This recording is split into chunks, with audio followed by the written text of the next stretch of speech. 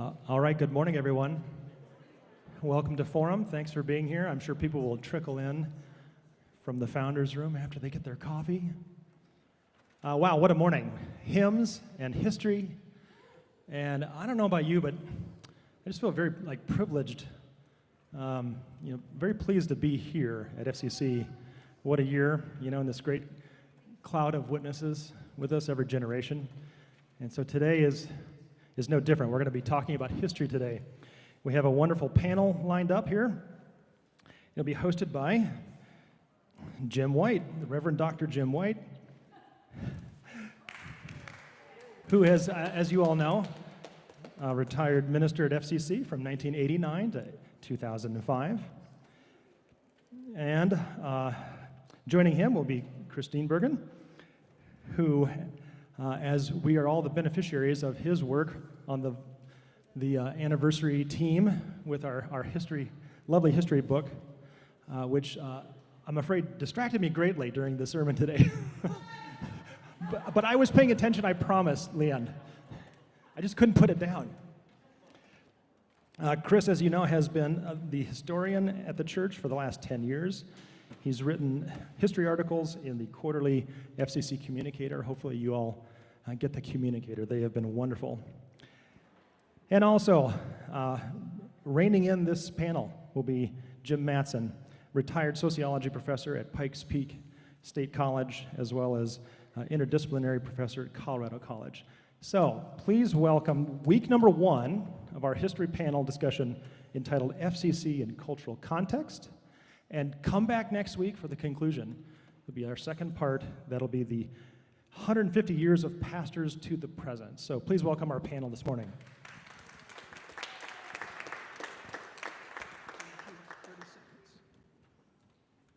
I hope that you've received a handout. It's on 2 sides of the pieces of paper. The first side is my attempt to say what have been the cultural climate in which First Congregational Church has lived for the last 150 years, and sort of the responses that have taken place inside the church. And the back side of that piece of paper is some theological influences that have shaped us to this very time, at least since the Protestant Reformation.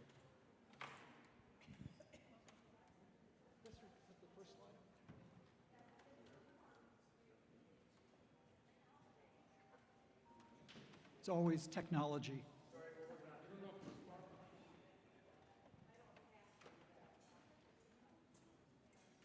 Not quite there yet. So, as Jim said, we began a conversation about how to present the social context and the social movements that have been influential in our church community. And we've ended up with shortening that expression to culture and First Congregational Church, culture covering a lot of sins. And we have a slide presentation that Chris put together, but we're just waiting for that to come up.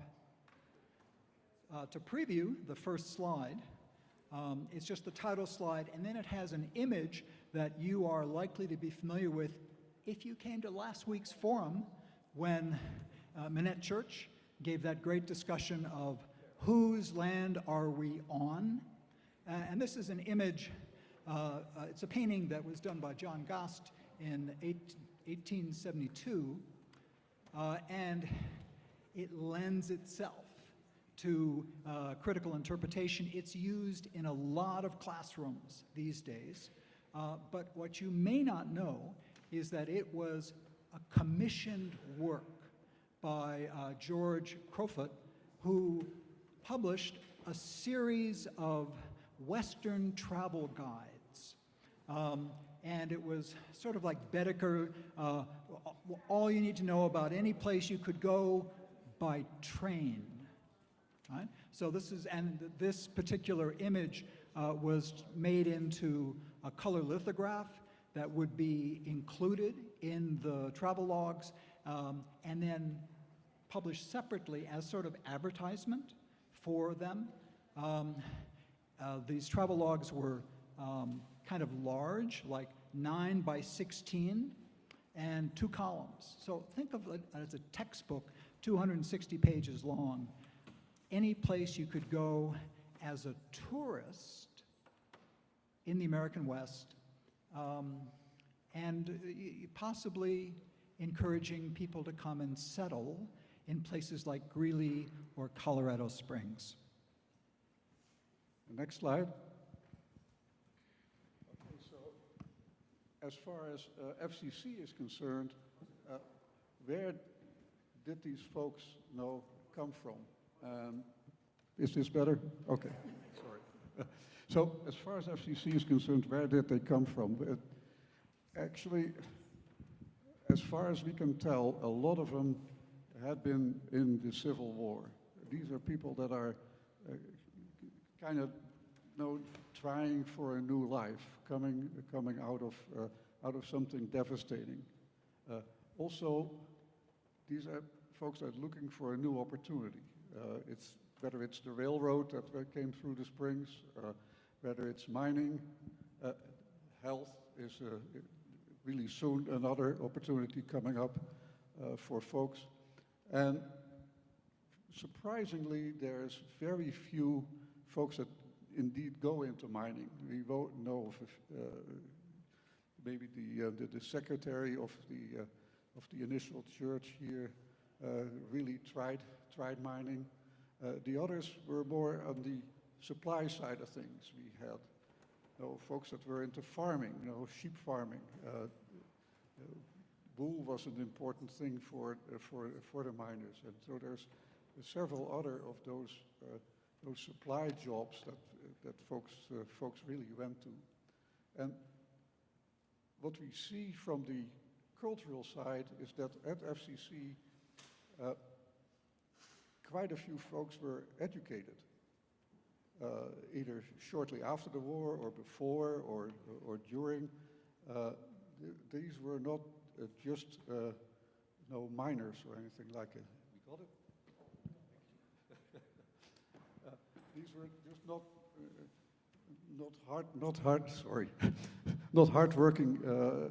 hardworking folks. They were there, with more of an idea about their environment and where they wanted things to go. So if you look at that education, several, and actually I know for sure for about 4 or 5 of them, had been educated at Oberlin. Oberlin was at the time, the college where Congregationalists got their education. Oberlin was a hotbed at the time of abolitionism. They were one of the few colleges that were co-educational, and because of that, you see that the folks that come to the Springs support that. They support education in general, but they are very specific about what came after the Civil War. Abolition still featured very significantly. And also, to me at least, surprisingly, Congregationalists at the time were very, very much against the use of alcohol, just like the Quakers were. To us today, that may be just a little bit surprising, but it really shows and we'll be seeing that in the next slides that Jim's going to be talking about. That's my cue. Casting against type, I was asked to talk about temperance. And we have here a couple of images from Frank Leslie's illustrated newspaper, and on the left-hand side, from 1874, a kind of, we'll call it somewhat condescending image of the early temperance women who are, kitted middle-class women who go down to the saloon and sing hymns to try and turn their hearts. And of course, they're not having much traction there, but as you all probably know, Colorado Springs from its inception, just like Greeley, was dry. And yet, here we have an image.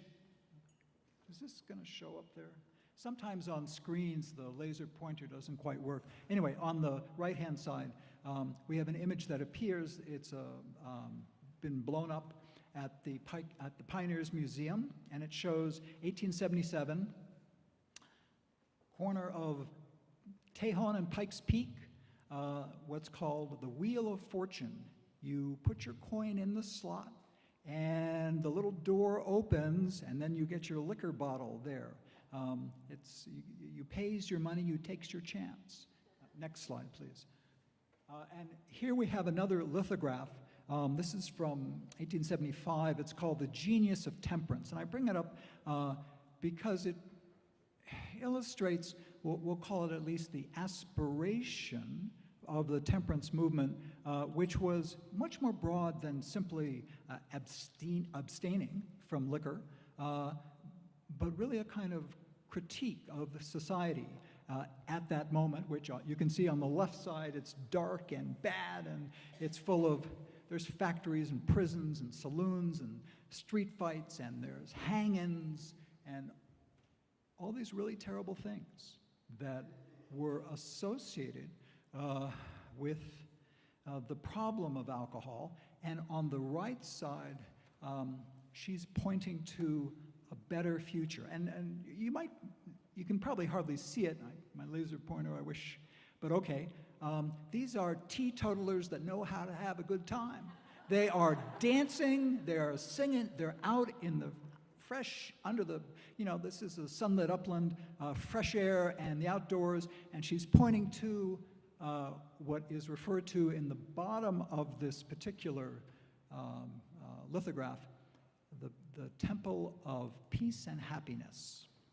And I'll just point out on the left side there, it's a stamp of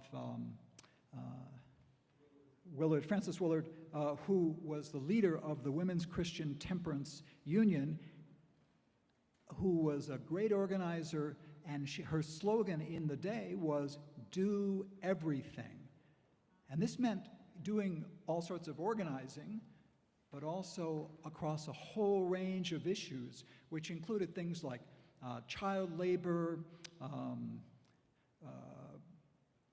and in labor in general, supporting the 8-hour day, and of course, probably most of all, suffrage. Next slide.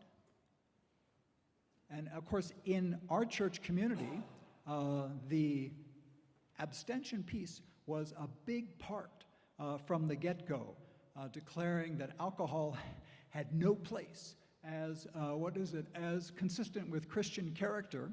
And we have some leaders of our local WCTU, Sarah Jenks here, and many others were active in it. But I just wonder, who brought alcohol into this sanctuary and when?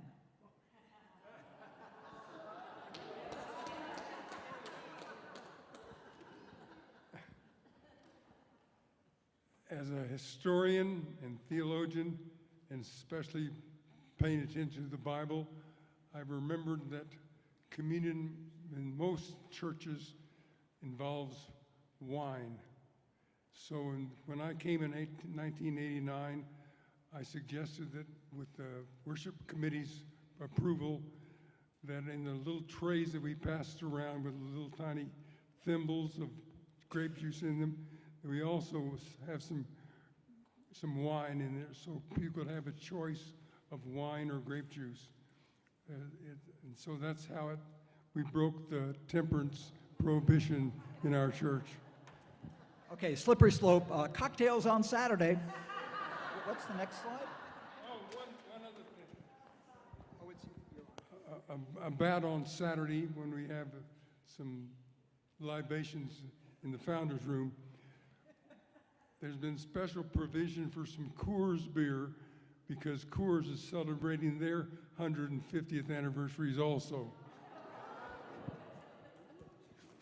Well, be that as it may, the first resolution that I wasn't showing on the previous slide specifically said that the use of alcohol at communion was prohibited. the church didn't want that. It wasn't just that they didn't want to see that in the general culture and that it was amoral. That's what it came down to. No, they actually did not want to see it during communion period. As a result of these folks coming to the Springs and with their background, there's a couple of more things that are happening in the church. And first of all, there's a very, very strong support of education. And that's not just Colorado College. Colorado College, of course, was founded with the assistance of the local Congregational community. No, they really, really pushed very hard for local education. Father Bristol, that we've seen on an earlier slide, was one of the ones that was not just in the board of Colorado College, but also pushed primary education. And the church also very much more so than in later years has started to establish Sunday schools around town. They promoted the establishment of additional churches around town. There was very much a push for that. But on the other side, these educated folks really recognized science. And it's not just the lecture of Professor Kerr at a congregational meeting. That was not just for the Springs, but more statewide. Talked about Darwinism and how that was not necessarily against Christian faith, and that received very much support from Congregationalists, not just in this church, but elsewhere also. Let me say a word about Pastor Greg's time here. He established a library, and at one time, our library in our church was bigger than the Colorado Springs Public Library. Actually, the library was established by his kids. After he left, they promoted. They actually purchased the little house that existed right next door to the church, and established in his honor. We know educational stuff in honor of pastors is kind of a habit at this church. And so they did that in his honor, and that was a serious library, absolutely, yeah. The next one here is on Colorado College itself. When we started to work on this talk, Jim White was really surprised that we didn't know very well when Colorado College became more or less independent of this church, when the ties were broken. And they're not very clear on that either. After it was established, half the trustees had to be Congregationalists. And all staff at the college initially, professors, what have you, were Congregational professors. And that only slowly changed after the college really struggled financially. And we have a Professor Tenney who runs the college and tries a endowment fund, and there was basically speculation on housing or lots around Colorado Springs that they purchased and had a mortgage on, and then nobody was interested, and the price didn't go up, and so there was a horrible failure of that endowment fund.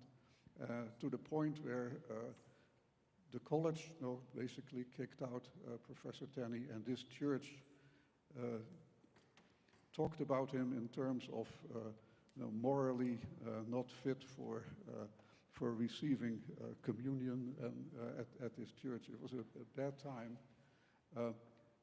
where an endowment fund and the approach that he had was pretty much nowadays is pretty much a given, and he just failed at it. After that, we attracted Professor Slocum, and Professor Slocum was also a Congregationalist. It's actually not the last, but the one but last congregational president of the college.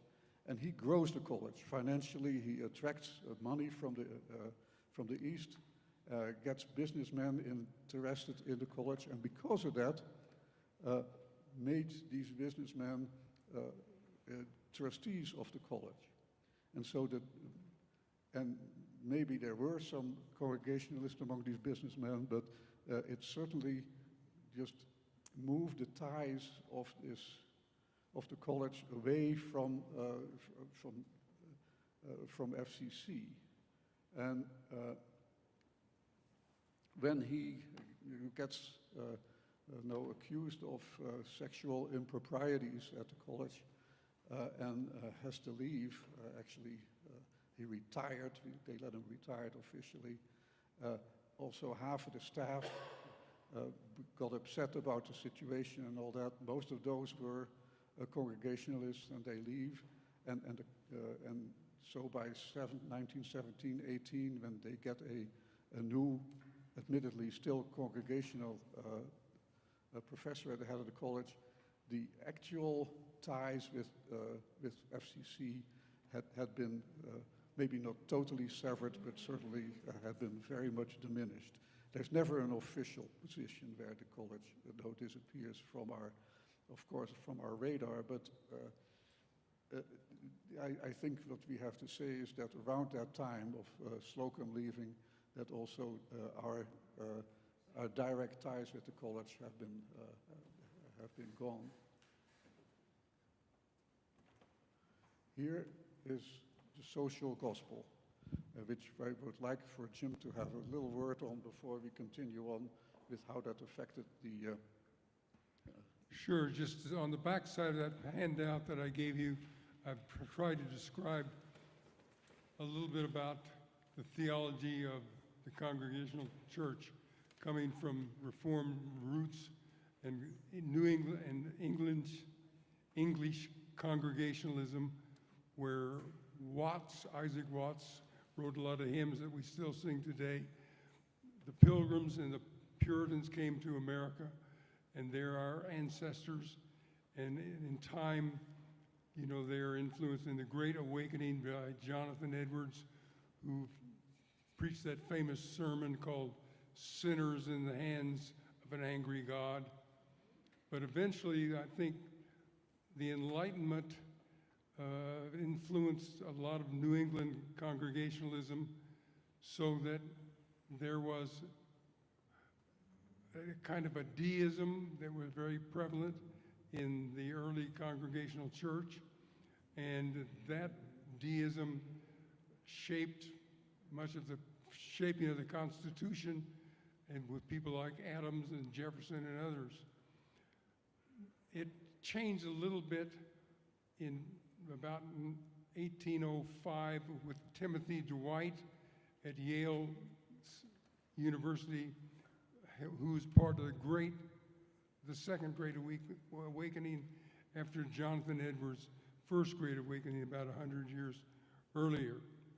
So there was all these kind of liberalizing influences going on, and the Congregational Church was buying in on most of them, so that when the emphasis came on changing the society and stopping slavery, and our college, Oberlin, that you mentioned, Oberlin College, that was one of the stopping stations on the Underground Railroad, as were many churches in Central America, Central United States, and in the East, so that we were always involved in social and liberal causes.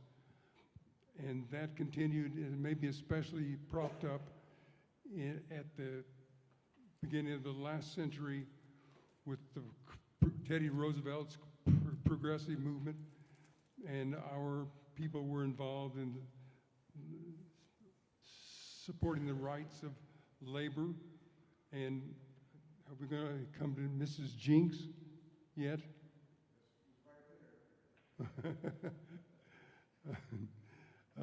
Who was part of the suffrage movement.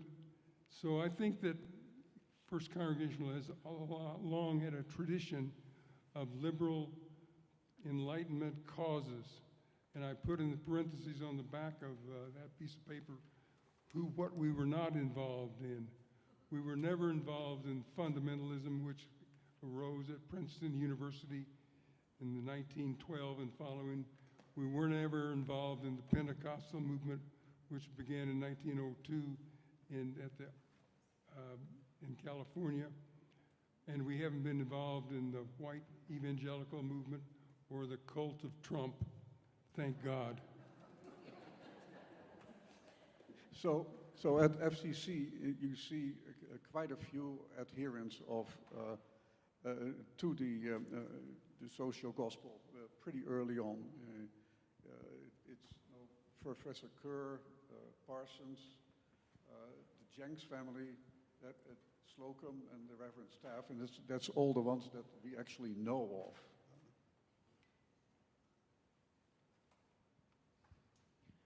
So the larger context of labor in Colorado was often associated with hard rock mining. For example, up in Cripple Creek in 1892, there was a big strike, essentially focused on trying to secure an 8-hour day for the miners. And it was successful in part because some of the mine owners, like William Stratton and Billy Burns, were somewhat sympathetic, and they were able to continue the strike and win it up in Cripple Creek. Now, this meant that El Paso County, which in those days included Cripple Creek, had the unionized miners up there and the mine owners down here. And so Teller County was calved off in 1898. But probably the next biggest strike was the what's called the Colorado Labor Wars. Again, very bitter, in part because now the mine owners like Spencer Penrose were bitterly opposed to unions and effectively using the state support and militia succeeded. And now both sides involved in a lot of intimidation and some violence. And there was a practice known as deportation. So if one side didn't like you, it'd march you out of town. And it happens that the poem, the ditty up there, is made by a merchant in Telluride who was just sympathetic to the miners and got his marching orders. Now, sometimes it would take him to the edge of town and sometimes to the out of the county. Probably better known are the bitter coal strikes like Ludlow Massacre or the Columbine Massacre in '27. That was all taking place in a context somewhat removed from Colorado Springs. And while there's evidence that people in our congregation, notably our pastor, pastor staff, was supportive of labor's demands, this was not a hotbed of unionism. There were few actually involved, so it's more of a sort of, we'll call it sympathy or sort of an expression of solidarity in the strike that's mentioned here when the Jenks go out and help the miners. This is for Colorado Springs coal mines. So in this period, 1924, there were probably 9 active coal mines in what is now the city. Earlier, there had been much more. There had been up to 50 coal mines in town. And this was probably the strike at the Peakview mine in '24. You now know Peakview for its aggregate and the scar on the side of the mountain. But anyway, that's the attitude was supportive of workers in a whole lot of different areas without actually being on the picket line. And so I'm going to talk very briefly about 3 kids who grew up here in this town and in this church, and one of them is the 5th child of Pastor Gregg. This is Richard Bartlett Gregg, who got hit, like his father, got his BA at Harvard, and then he got a Harvard law degree and went into a field that would come to be called industrial relations. But after about 13 years of working in that field, he just got disillusioned by the inherent violence, and he went off to India to become a disciple of Mahatma Gandhi, and would write a book called, when he came back, he was in India for 4 years. When he came back to the US, he wrote a book called The Power of Nonviolence, and we'll have call to reference that in the future. The second figure there is Talcott Parsons. His father was the dean at Colorado College and a congregational minister. He left when he was an adolescent, but he would go on to study at Amherst, where his father had studied, and then he went to the LSE, London School of Economics, to get a master's degree, and won a scholarship to study in Germany. And the scholarship group picked where he went, and they picked Heidelberg. And he goes to Heidelberg, and he encounters a guy he'd never heard of before, Max Weber. And he would publish his first book, the translation of The Protestant Ethic and the Spirit of Capitalism, in 1930, and would be hired at the initial establishment of the sociology department at Harvard. His degree in Heidelberg was economics. And finally, Clinton Jenks, we'll talk about him maybe a little more at the end.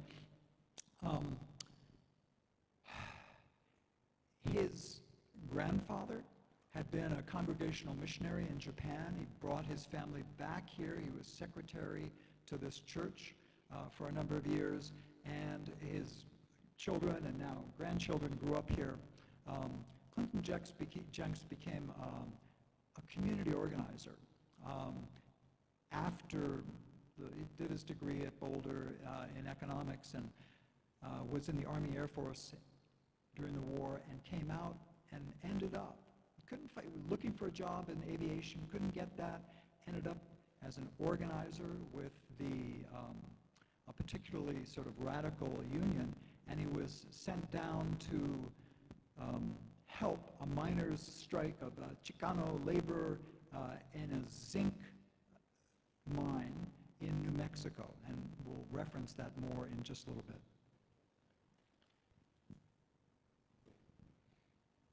So, regarding suffrage, the vote, we see a very significant movement, of course, in the United States, but there are some relations to Colorado Springs and also FCC.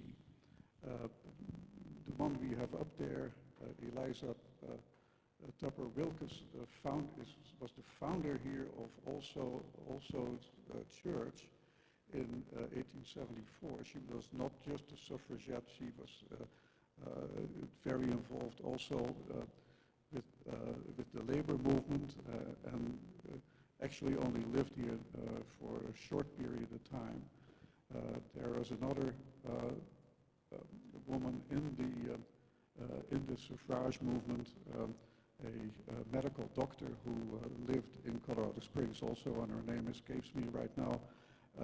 And she was very much involved. Actually got jailed in D.C.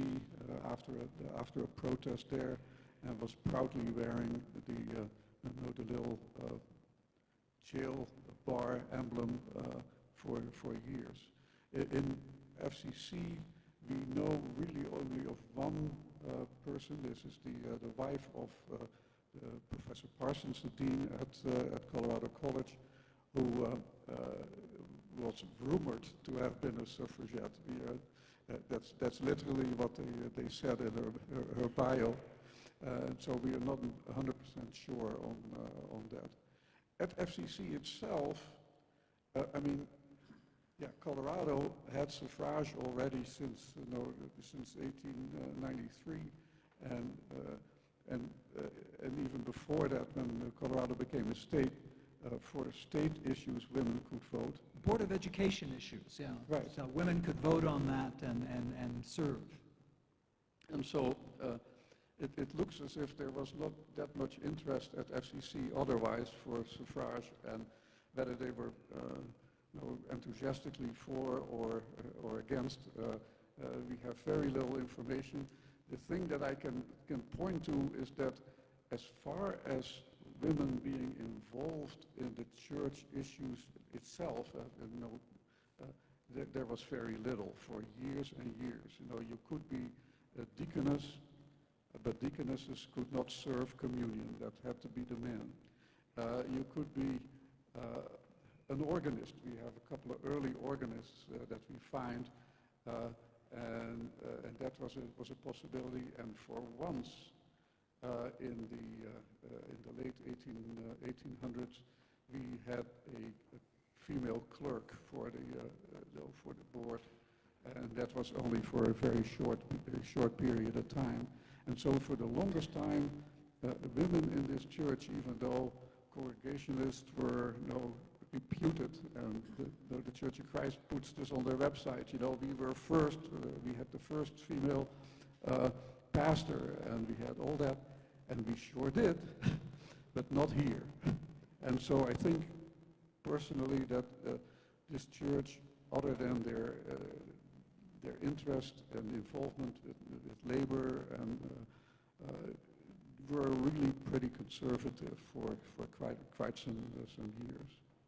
And that makes sense too. I mean, people that came to the West overall, pioneers, tend to be fairly conservative. Then we get to what I like to call our troubled years. If you look at this graph of our membership, it rises, though it rises very much with the population of Colorado Springs. It's always 2% of the Colorado Springs population, all the way till just before Pastor Greg leaves, and then it starts dropping, and only during Reverend Staff's tenure here, people get more enthusiastic, and membership goes back up, and then it drops, and it keeps dropping from effectively until 1940. These are the years of World War I, of influenza, years of the Prohibition, years of the stock market crash, of the Depression. This is not a fun time, at least for most folks, and apparently for the folks at the church it wasn't either. You see that also reflected in people's attitudes. The only two things that I can find about what was going on at the church was gossip, and that's a horrible thing to have to say.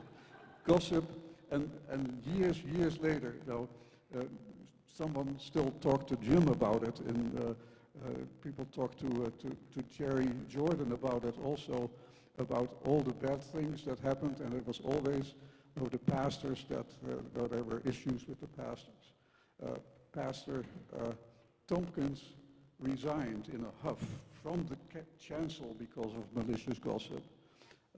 Reverend Brown, who actually did have an adulterous relationship and divorced, and because of that was asked by the board to resign. But the rumors about this man, they went wild. I mean, the rumor was he held it with the organist, which is, demonstrably false. It was the live-in housekeeper that the problem was with. but rumors like that, you also, whispers go around about your organist. This is not a nice church. That's as far as I'm concerned. So all that came together with the depression, with the attitudes of folks, and that's all I've got to say about the troubled years. Let me tell you a little story of sequel to all that. I was talking with Ed Manthei, who came to serve our church in the late 1930s, and he told me that when he was called, He was a student at Chicago Theological Seminary, and I guess Daniel Day Williams recommended Ed Manthei to this church, but he didn't come out for a visit. And he told me that he was called on the phone to talk, and they said, "Are you married?" He said, "Yes." "Are you happily married?" He said, "Yes," and so he came.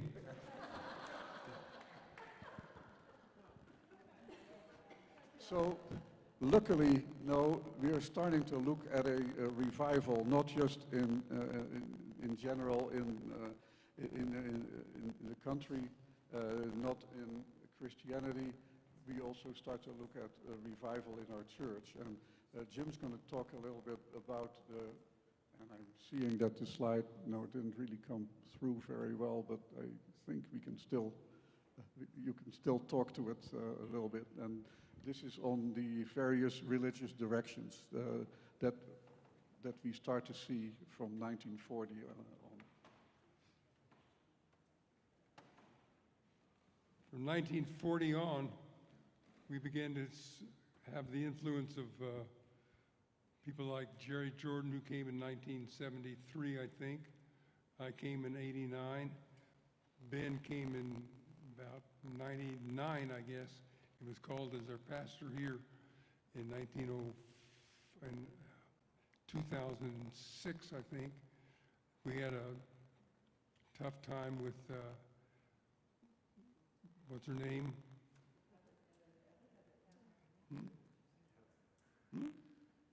Heather Hagendorf.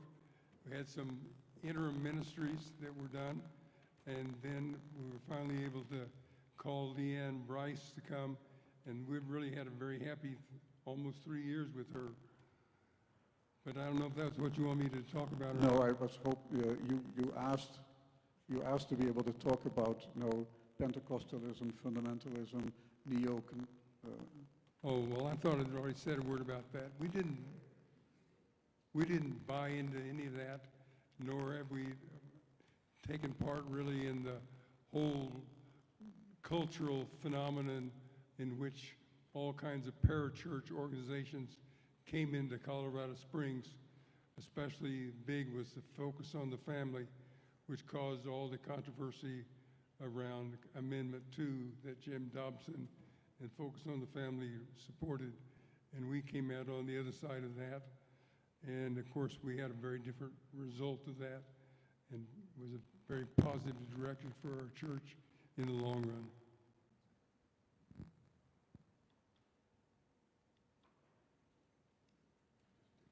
Okay, so to follow up on the fifth child of Pastor Greg, this is Richard Bartlett Gregg, who went to India, a disciple of Gandhi, wrote this book called The Power of Nonviolence. When Martin Luther King was interviewed by the NAACP at the successful conclusion of the Montgomery Improvement Association's bus boycott, he was asked, "So what books have influenced you?" And he said, Thoreau's Civil Disobedience, Rauschenbusch, and Gregg. And he would come to write the foreword for the third edition of Gregg's book. Gregg also is credited with coining the term voluntary simplicity and with becoming an organic farmer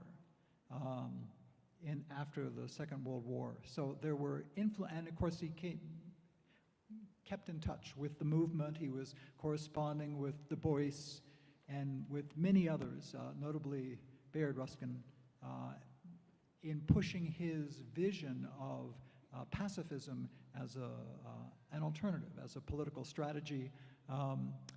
And I'm going to just jump ahead to what will actually be the next slide to finish up with a reference to Christopher Jenks, who was basically persecuted for his engagement in the struggle to organize the Chicano mine workers in the zinc fields of New Mexico. But when he was down there, he ran into a couple of blacklisted Hollywood director, producer, script writers, and they put together a film called The Salt of the Earth, 1952, in which Christopher Jenks plays a character who is him.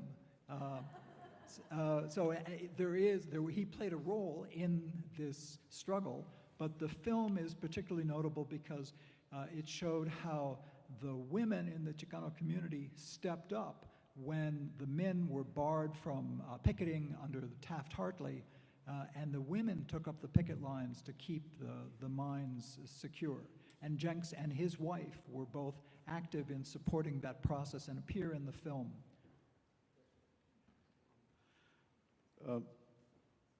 Just a little step back on this revival time in the church. This is also the McCarthy era, and you were just referring to it. And this, of course, also the area of the civil rights movement.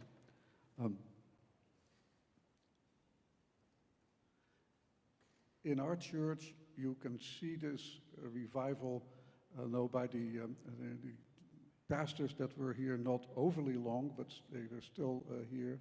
There's Daniel Day Williams, who was here for 2 years before he moved on to academia, basically.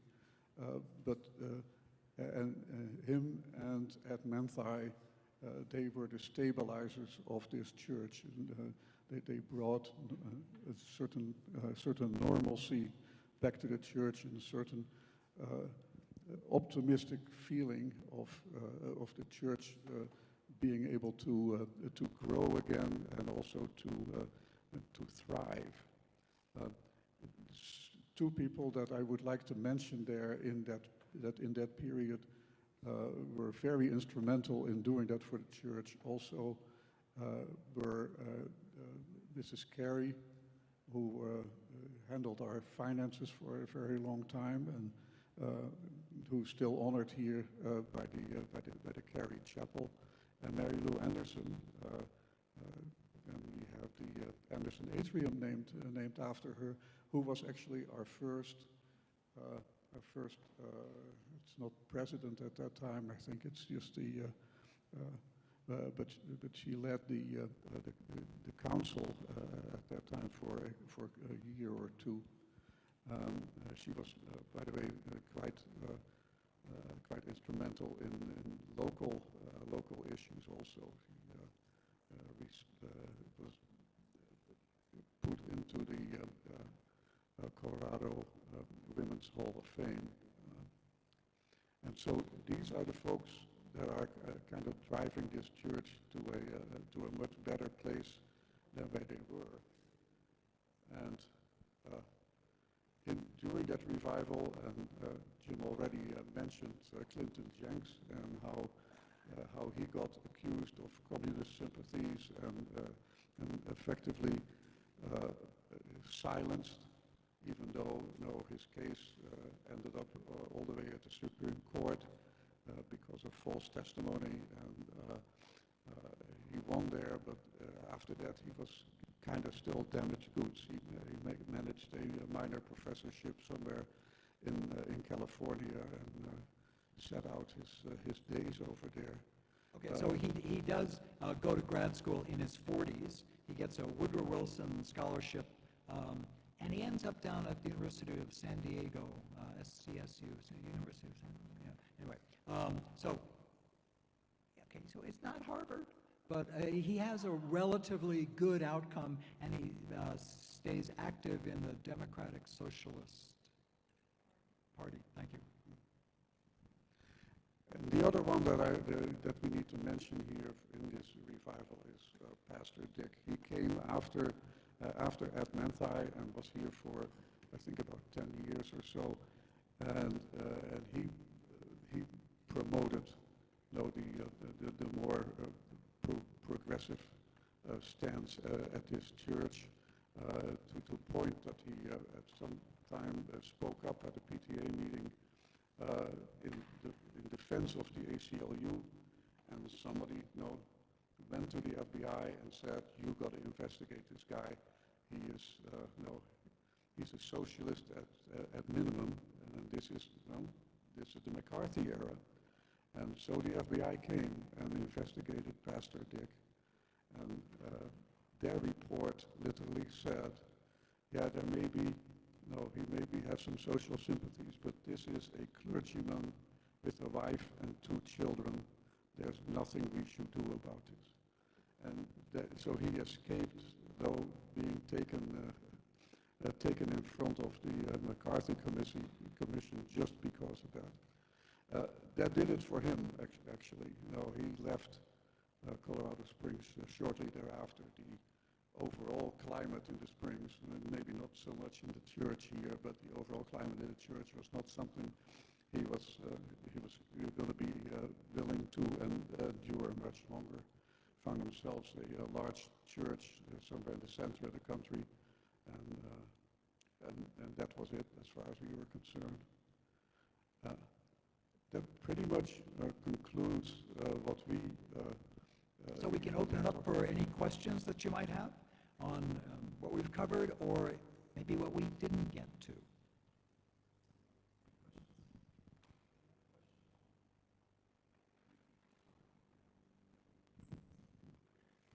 Any questions out there? All right, here's one, Penny. Was Jim ever investigated by the FBI?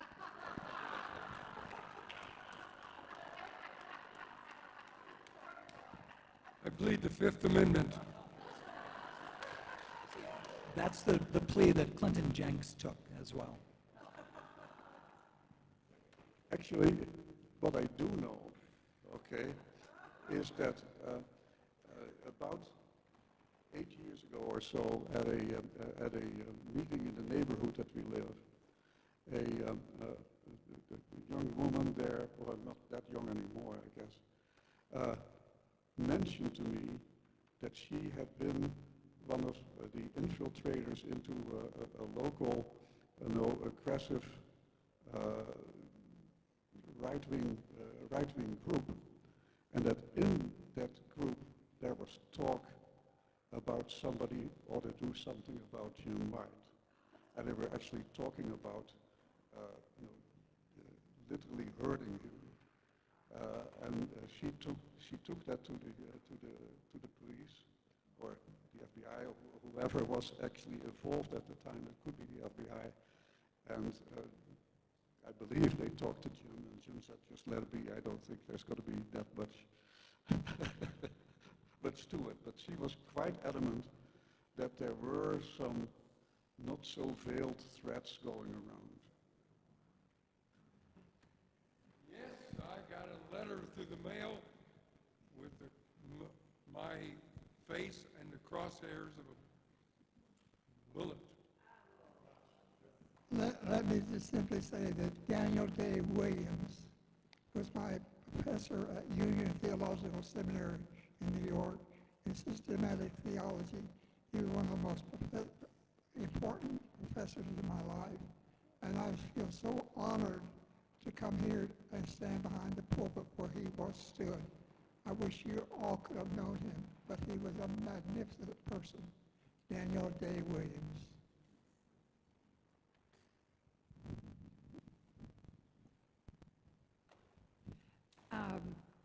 Can you men talk about what wasn't covered but is on our list of maybe the most recent, that under the television and social media, the nuns, the bowling alone effect, and just as an addendum, this is late-breaking news.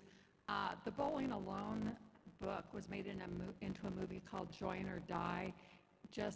It was just released for streaming. I'm trying to get Jerry to have us show it during our, Lenten film series, but I haven't succeeded so far. But could you speak to that more recent history? Well, I was trying to lift up what's going on in the culture, and it seems to me that Bowling Alone identified one of the huge changes that took place in the last 60 years was the advent of television, which let stay home, and it meant the demise of lots of smaller groups, face-to-face relationships, and the lowering of social trust in America. So that's one of the dimensions of it. Another thing that I was taken by is the fact that we did a little survey in our church about where the young people were that were raised in the church, and most of them have become nuns, not Catholic nuns, but when you ask what their religious preference is, it is none. I have no religious preference, and I think that has to do with some of the social media that's going on, by which people are attuned to their phones and not attuned to their Bible. So I totally support what Jim said, but I'll also point out that Greg and Parsons and Jenks, each of them left the church once they left First Congregational and never came back, even though they all expressed interest in religious and liberal causes. I'm not sure, it's an entirely a new phenomenon with growing up and then moving out to a different environment, and which is pretty common with my kids, for example. Yeah, and there's one other thing that, when Jim and Dave talked about the nuns about half a year ago, or maybe it was longer than that,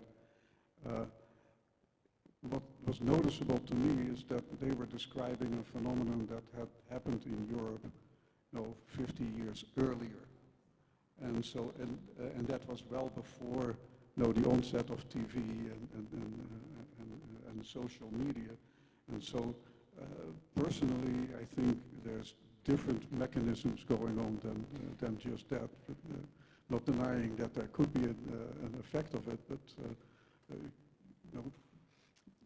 I forgot exactly what country they always pointed to. They said, when the world ends, I'm going to move over there because there's something. It always happens 50 years later.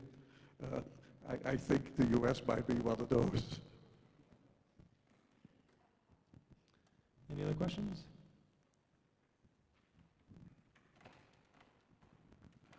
Hi. I noticed on the charts, at least up to 1970, that the membership number kind of plateaus around 600. And I guess I'm thinking that it's tough to be progressive in a conservative kind of a town if we're looking at that, and we're kind of coming up to that number these days. So did it ever get higher than that after the 1970s? There's only so many seats. Yes, but you could have 2 or 3 services. At one time, I think in about the 1910 or so, our church had the largest membership of any Congregational church west of the Mississippi. But if there were more than 700 or not, I don't know. The actual, the numbers in the 1910s, they run at about 600. And then we get the very significant decline that runs down to 400 by the 1940s. 700's been, or 720's been the max, and this is right around the time that you are leaving and Ben takes over, and it stays pretty stable through that whole period up at 720, and then we're starting declining again.